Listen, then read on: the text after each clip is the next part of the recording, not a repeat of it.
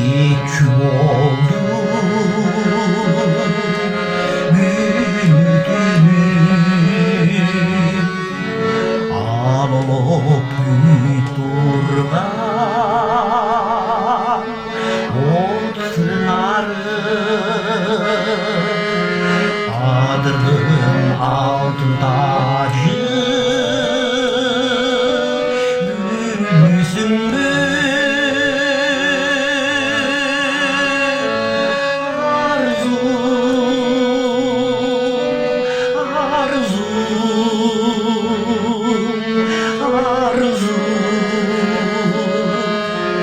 adırdım altın tacı gülsümü.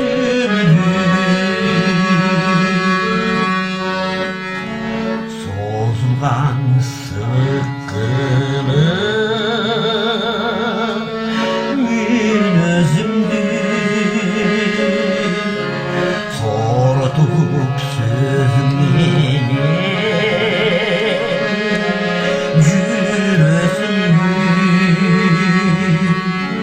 darmansız dartmak olgun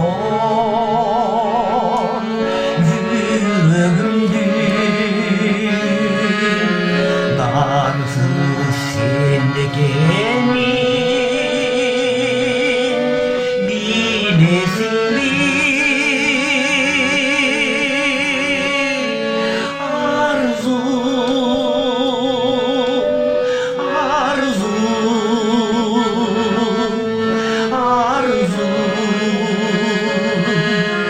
darsız sende gelin bilesin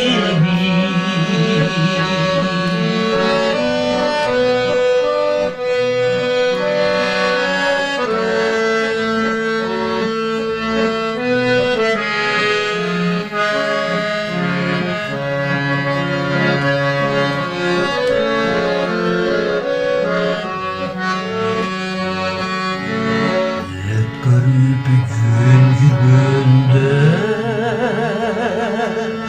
mezgilimdi,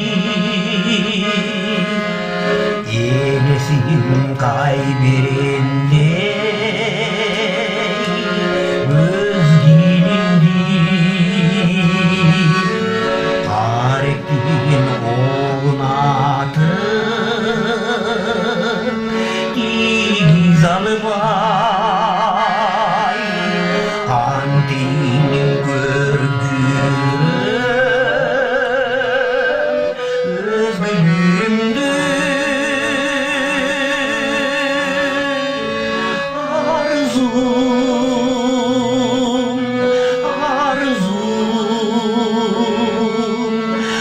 arzum. Antinin görgülüm özgürlüğümdü,